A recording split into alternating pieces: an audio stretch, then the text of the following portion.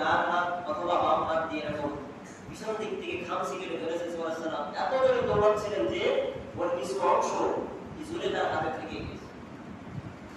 তারপরে জুলেখা ফেলে দিয়ে বাচ্চার সামনে হাজির। বাচ্চা বলতে কি ব্যাপার? বলতেছে আপনার এই চাকর সমস্ত রাজ্যের মেইনটেইনকারী ম্যানেজার ছিলেন ইউসুফ আলাইহিস সালাম। যে ইউসুফ আলাইহিস সালাম জন্মগ্রহণ করেছিলেন কোথায় আপনাদের জানা আছে কি? ইউসুফ আলাইহিস সালাম জন্মগ্রহণ করেছিলেন কোথায় জানেন? আর বনি ইসরাইল বংশ 70,000 নবীর ভিতরে ইউসুফ আলাইহিস সালাম একজন। ইউসুফ আলাইহিস সালাম তিনি হারিয়ে দিন তাকে কুয়ার ভিতরে ফেলায় দেওয়া হলো। সেখান থেকে একদম সফরকারীরা রণক্ষেত্রে যাচ্ছিল, তারা উদ্ধার করে সেই গুহাতে ছিল নোনা পানি, আল্লাহ তারা মিষ্টি করে দিয়েছিলেন। সুবহানাল্লাহ। এই গুহা থেকে উঠায়া পানির তৃষ্ণায় পেয়েছিল তাদের, ওই কুয়া থেকে নোনা পানি বালতিতে করে উঠায়া তাকে মিষ্টি পানি হয়ে গেছে। দ্বিতীয় বালতি উঠানোর পরে তৃতীয় বালতি যখন উঠালেন দেখলেন এত সুন্দর ফুলফুলি একটা বাচ্চা, জীবনে কোনোদিন তারা এরকম বাচ্চা দেখে না।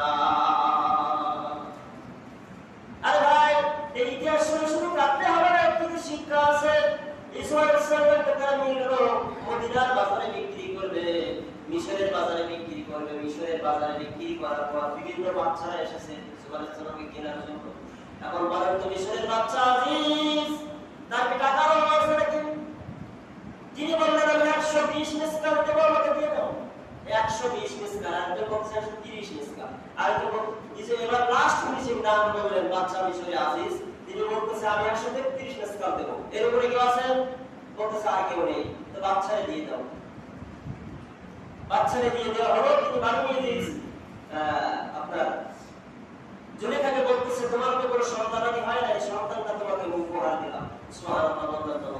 তাকে সন্তান হিসেবে লালন পালন করার পরে আকৃষ্ট হয়ে গেল। বলতেছে গোটা পৃথিবীর শুরুটা থেকে কিয়ামতের আগ মুহূর্ত পর্যন্ত যদি তালাশ করা হয় ইউসুফ আলাইহিস সালামের মতো সুন্দর চেহারার মানুষ পৃথিবীতে আর পাওয়া যাবে না। কিন্তু আমাদের নবী ছিলেন সর্বগুণে গুণান্বিত। তার যেমন ছিল চেহারা, তেমন ছিল কণ্ঠ, তেমন ছিল মায়াবী নজর, তেমন ছিল লাল টুকটুকে সুন্দরী। সুবহানাল্লাহ। হযরত ইউসুফ আলাইহিস সালাম বলতেছে বাচ্চা আল্লাহ আপনি আমাকে গোলাম হিসেবে কিনেছিলেন, পালন করেছেন সন্তান হিসেবে, আর এই মিশরের রাজ্যের সমস্ত দায়ভার আমার করে দিলেন। এরপরে বলেন তো আমি কি করে আপনার স্ত্রীকে ধর্ষণ করতে পারি? হ্যাঁ, এইবার বাচ্চা বলতেছে তার উপরে ধর্ষণ করা নাই যে আমার স্ত্রী বলছে কেন? বলতেছে সেটা আপনার স্ত্রীর কাছে জিজ্ঞেস করেন। স্ত্রীর কাছে জিজ্ঞেস করে বলতেছে কাঁদতেছে, বলতেছে দেখেন আপনার এই গোলাম কি করছে, আমার সব সর্বনাশ করে গেছে। বন্ধুরা আমার, ঈসা আলাইহিস সালাম যখন রুমের ভিতরে প্রবেশ করে 6 মাসের শিশু বাচ্চা, তার নাম হলো কিসেনে। নাম কি? কিসেনে। তার নাম হলো কিসেনে। সেই ছোট বাচ্চার নামটা কি? কিসেনে। ইতিহাস ভালো করে দেখে তারপরে বলবেন। এই কিসেনে বাচ্চাটা টুকটুক করে কান্না শুরু করে দিল। ঈসা আলাইহিস সালাম যখন বাচ্চার সামনে হাজির তখন পর্যন্ত বাচ্চাটা কাঁদতেছে। আল্লাহর ভয় কতটুকু ঈসা আলাইহিস সালামের প্রতি, মরণের ভয় কতটা দেখেন। ওই কিসেনে যখন কাঁদতেছে বলতেছে